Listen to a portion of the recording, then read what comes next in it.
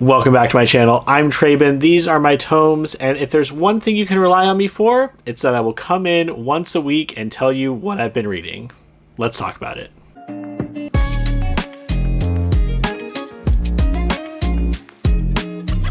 Another short one this week, not because I haven't been reading a lot of books. I got through 4 this week, but because a good number of what I read in the previous week, I have plans to talk about elsewhere. And so we'll go ahead and start off with the audiobook that I was reading toward the end of last week, which is Daisy Jones and the Six. I would highly recommend the audiobook because it really does feel like listening to an old VH1 special on a fictitious band. It's a very character-driven book and one that has characters I found very complex and interesting, even if I didn't like all of them. Coming off the heels of Flashlight, where I talked about maybe contemporary fiction is just not my thing.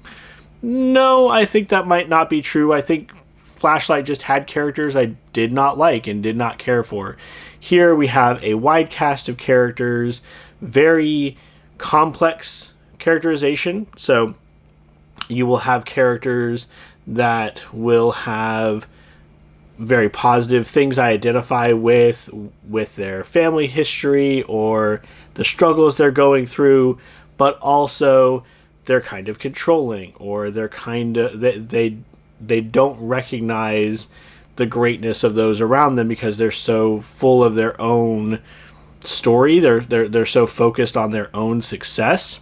And I liked that we had all these characters that were multifaceted, got to see them play off of each other, and generally just followed the rise and fall of this fictitious band. We also played around a lot with the interview format of the book, in which characters would say, you know, so-and-so said X, and then that character will either reinforce that by saying like, oh yeah, I totally said X, which is kind of ironic, not ironic repetition, but like humorous repetition in the book.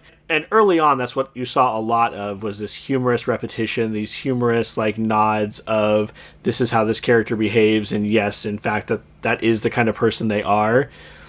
And then we started playing with it as the story went on. You'd have characters describing the same event in multiple ways and talking about how the other characters are misremembering or misrepresenting what actually happened. And it got to the point where there's a character talking about another character and how he eventually landed on writing the part of the song that the lead singer wanted him to do anyway. That he let him do his own thing and he wound up doing what he wanted because that was the best thing for it. And the lead singer talks about how that some people just have to imagine that they're in control and that they're the ones leading things in order for things to get done. And it's unclear if that's actually what happened and if he's actually talking about himself, like this is something he needs to believe happened because it gives him the sense of control that he's projecting onto another person. And so moments like that were just super cool, and it was really well-developed characterization, well-developed relationships. Really liked it. Can't recommend it enough. Go and take a look at the audiobook. It's great. The next book I took a look at this week was Destroy All Humans, They Can't Be Regenerated, Volume 4. This continues to be highly entertaining for me. On the surface, it is just a middle school romance manga, and that part of the story is fine. There's nothing offensive about it. But for me, it's really the nostalgia of Magic the Gathering in the 90s and reliving all these early deck ideas and these releases. This is even before I got into Magic the Gathering, and I feel like I'm a fairly early adopter into MTG. And it doesn't hurt that the manga comes with a promo card. The promo cards are always based around something that's going on in the book, and in this case it focuses on an early blue deck called Turbo Genius that looks to force your opponent to draw cards until their deck has run out and then they lose the game. And that's my kind of thing. I like combo decks.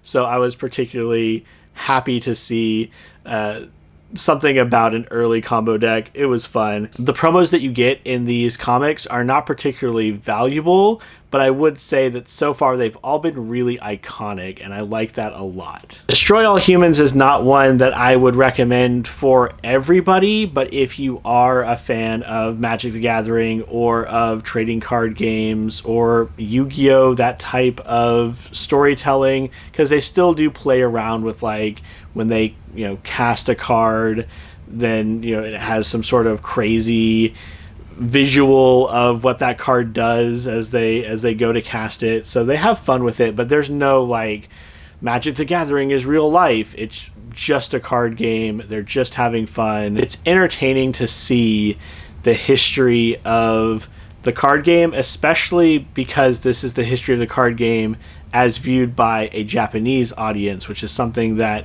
is just a unique lens that I've not seen before. I also picked up and read The Adventures of Amina al-Sarafi, and I'd been waiting on this one for a while, and I don't quite know why I took so long. This is one that I saw off of Emily's channel, The Astral Library, when she was going through her special editions. It's one my wife said that I would probably enjoy. It is an incredibly well-crafted adventure story, and as I was going through it, I was just enjoying the ride.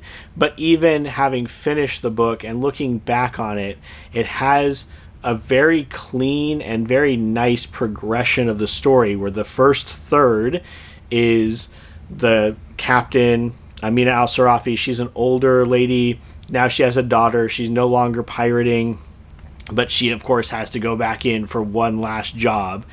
So the first third of the book is, reforming her crew and getting her ship back and doing those types of things. The second third is about finding out what's really going on behind the job that she's been hired to do, and going through all the entire time. There's all these adventures, monsters and trouble at sea and a jailbreak and all these different kind of fun set pieces for your adventure piratey story. And then the last third kind of takes a little bit of a turn. We've established from the very outset that magic exists in this world, but we definitely pivot hard into that in the last bit, and we set up a framework for future books in the series before going and finishing up this plot, which longtime viewers of the channel will know is something I love.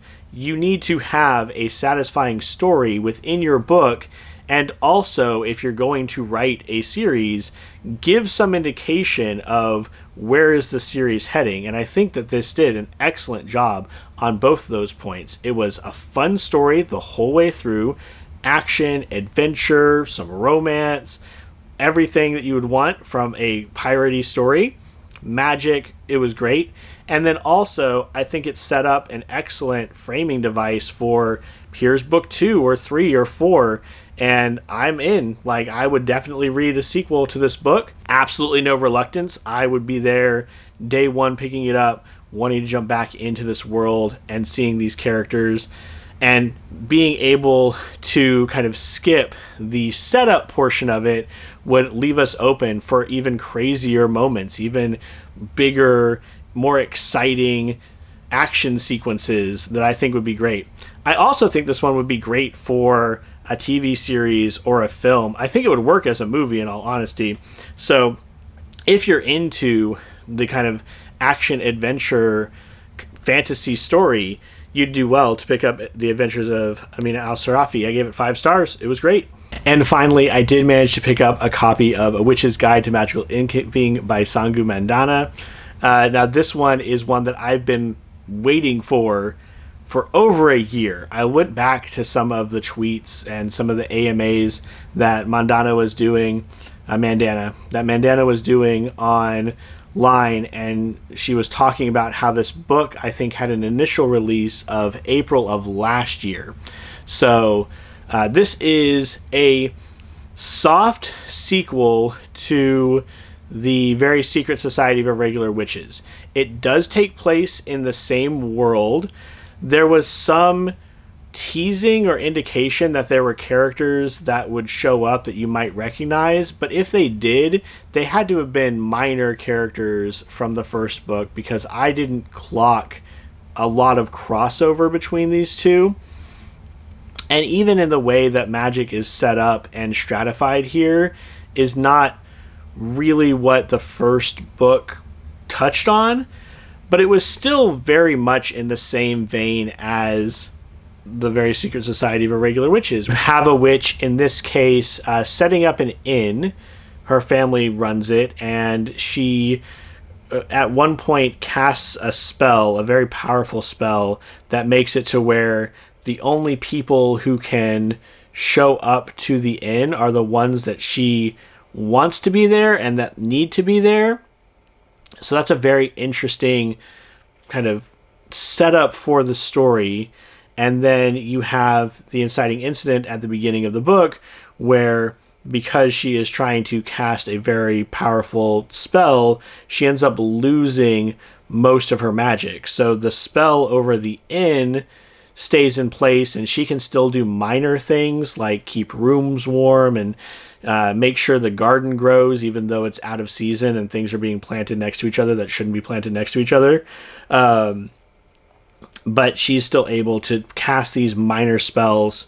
She really wants to have her magic back. There's this whole story with another very powerful magic user who's really abusing his power, and she needs to be there to be the counter for that.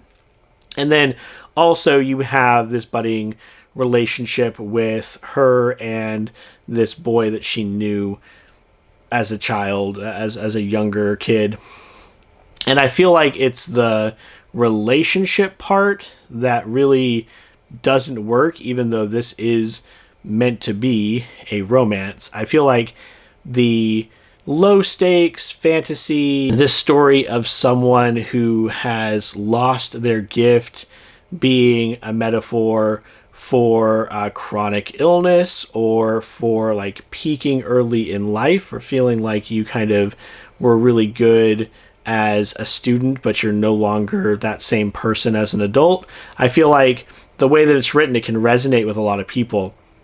The romance is fine, but it does, and it's cute up to a point, and then it does culminate in a scene that feels tonally out of place for the sake of some spice. And I don't know, it just did not work for me. I love the story, though. Love the world. Love the characters. Another found family in magical inn type story. I love those. So high on my list, 4 stars, but that was that one misstep with the romance that just did not work for me. If you've not checked out the Very Secret Society of Irregular Witches, I would probably start with that one. I think I liked it just a little bit more, but they both ended at 4 stars for me. And if you like this type of storytelling, if you've already picked up Mandana's other books and you've read this one already, maybe take a look at Enchanted Greenhouse that came out the same day, or take a look at House of Frank, which was my #1 book from last year. And that leaves me with, what am I going to read this week? Well, I'm already partway through Manga in Theory and Practice. This is written by Hirohiko Araki, the same author as JoJo's Bizarre Adventure, and it's basically his treatise on how he approaches writing manga in order to be picked up by the executives at a weekly publication group in Japan.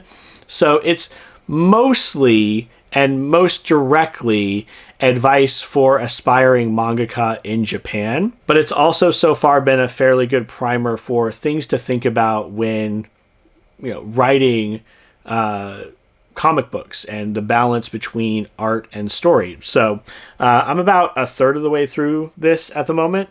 I'll come back with more thoughts next week. And because we are going out to our local libraries this week to pick up our rewards for this year's summer reading, I thought, hey, it would probably be a good idea to read the books I got for last year's summer reading. But I have The Last Wish, which is the first book in the Witcher series. I think it's a series of short stories, so that's also good because I've not read a lot of short stories this year, and I really feel like that would be a good one to look at next and just give me a little bit of a change of pace. And then I have Sea of Tranquility by Emily St. John Mandel. I read the premise for this when I picked it up and it sounded interesting, but for the life of me, I cannot remember what it was. So I'll be taking a look at it though, and possibly putting out some sort of vlog talking about our summer reading programs and reading through these books. That sounds like fun for this week.